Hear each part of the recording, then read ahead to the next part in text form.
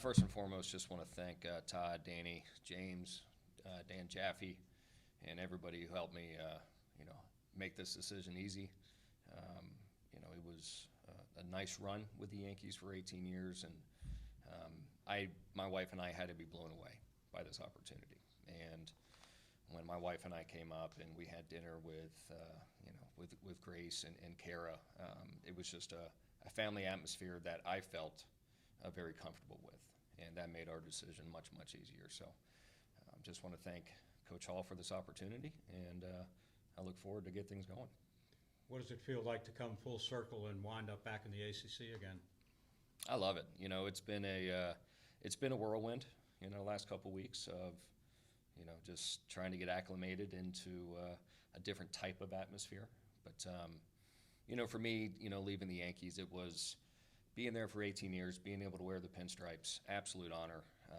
You really can't ask for anything better as a player, as a coach, the best professional sports organization. So, to leave that and to come back full circle here to Georgia Tech is something that was very intriguing to me, and ultimately that's why I made my choice. You have some good young arms coming back in, guys like Bartnicki and Rodick.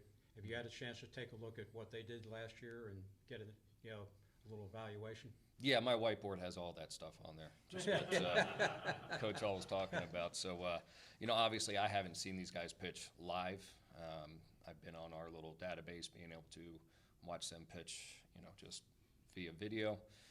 But my biggest thing right now is just sitting down with the guys, establishing relationships, and making sure they can trust me before I start introducing some mechanical changes, pitch package changes, anything like that.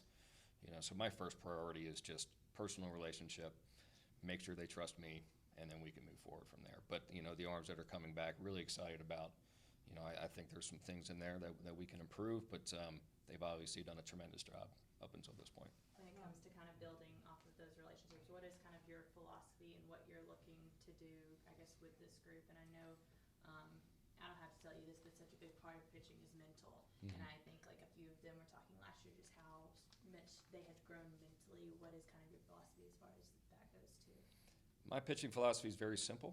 It's we want deliveries that are upbeat and athletic, dynamic deliveries that produce elite velocity and execution. So the development plan that I have with the Yankees, I'm going to implement here at Georgia Tech.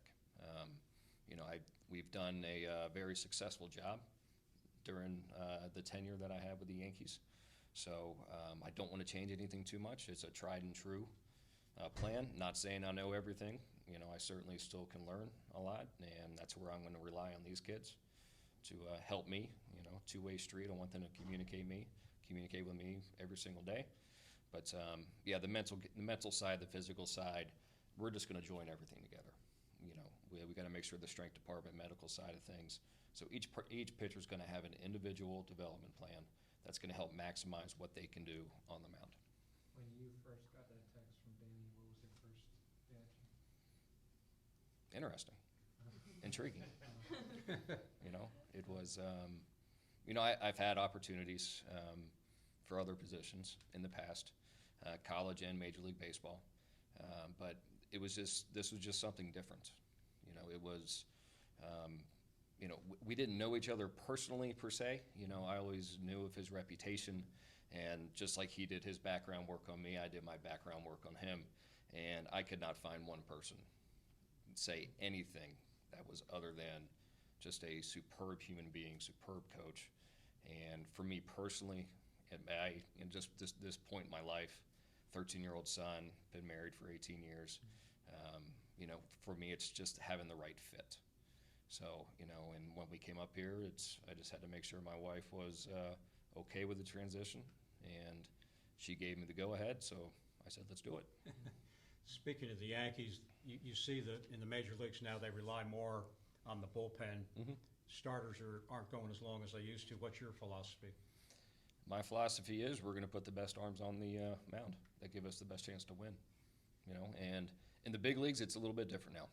We have relievers that are 95 to 100. Yeah. Every single one of them are, big-time arms. Can bring it, yeah. Yeah, so, we're going to do the same thing here in terms of, whatever our coaching staff feels as if gives us the best chance to win, then that's the arm that we're going to go with. Obviously, this program is known for producing elite catchers that end up playing in major leagues. I imagine that's exciting for you as a pitching coach to know that they're able to develop those kind of guys. Obviously, lost one this past year, but in terms of just developing that, having those kind of relationships, how important is that to you? Well, that's a huge thing. Pitcher-catcher relationships are big. Catchers are the ones that make the pitchers look good. And so having Jaffe here and just sitting down talking with him about his philosophy on how to receive, and anytime a catcher can produce an extra strike for us, that's a borderline ball, turn it into a strike, it makes us look really good on the mound. So knowing this is a catching university, an institution that can develop the catchers, it's only going to make our pitchers better. So now it's my job to make sure that we're able to execute and allow those catchers to make our pitches look good. You're going to go from handling about who knows how many pitchers on like 6 different levels to handling like maybe 12 or 13 pitchers. Is that a relief for you? Is that freeing? No, it's regardless of the numbers. It's all about relationships for me, and I felt as if I could establish relationships with all 180, 185 pitchers through 9 affiliates that we have. We have the most affiliates and the most pitchers in baseball with the New York Yankees. So going from that number to going to this number, it's going to free me up in terms of space, in terms of time, being able to concentrate all my time into individualizing each pitcher. So I think hopefully in that fashion we could maximize the potential of each guy. What did your day-to-day kind of look like when you're having to command, or not command, but be over all these guys? It was a long day. It usually started around 6:30 in the morning, speaking with our Dominican pitching coaches, our Gulf Coast League pitching coaches. I would then I'd write down all of our information for the night before, and that's all 9 affiliates. Write down what each pitcher threw, 6 innings, 89 pitches, top velocity 92, average 91. So I would do that for every pitcher that threw that night, and then that takes me to about 11 o'clock, eat lunch, go to the field, and then I turn myself into a coach after that. I am on the field, I'm catching bullpens, just interacting with these guys to make sure that it's not just that, that coordinator coming in from, the guy with the white collar thing. No, I wanted to be in the trenches with these guys. That was till about 5 o'clock, and then I'd talk to my other pitching coaches afterwards. Game time at 7, watch the game, evaluate the pitchers, and then wait until the major league team was done. And sometimes that was 11, sometimes it was 4 in the morning, depending on if they were on the West Coast. And so it was a 24/7 job for 5 years, and I loved every minute of it. Did you have a particular mentor in terms of pitching, and that kind of is your guru or the person that kind of helped you develop your philosophy, I guess? I think it's a combination of many, and not just pitching guys in general, but Greg Pavlik, who's still with the Yankees, Nardi Contreras, who was my first coordinator, was a big league pitching coach for the Mariners and the White Sox. Gil Patterson, who's now the coordinator with the Oakland A's. Neil Allen, who was the pitching coach for the Minnesota Twins. Mark Newman, Gary Denbo, Eric Schmidt, my best friend, and who's still the director of minor league operations with the Yankees. He and I went to Wake Forest together. So, I think all of them just bring together, a message, and I just tried to mold that into my beliefs. And so everything that I have or, written down in terms of pitching manuals, all of them have had an influence on me. Were you on the road pretty much like the whole season at different affiliates, or? Yes. So once the season began, I would go to every affiliate. I was based out of Tampa, so we have 3 affiliates in Tampa. But then go to AAA, AA, go to Charleston, Staten Island, Pulaski, Dominican. So at least, I'd say 23 to 24 days out of the month, I was on the road. So it's 150, 160, 170 days a year. And that's just during a 7-month period. Go up to New York too. But yeah, it was, even during the off season, still doing traveling. But I mean, that's just something that I've been accustomed to. I've been in professional baseball since 2000. So being on the road is nothing new. So that was another intriguing thing coming here, was knowing that those 160 days on the road, those are long gone. So it gives me a little bit more time with my family, and as my son enters high school in 2 years, and so it's nice. Speaking of being on the road, recruiting is also going to be part of your job now. I imagine you'll have a pretty good story to tell to these pitchers that you're trying to recruit.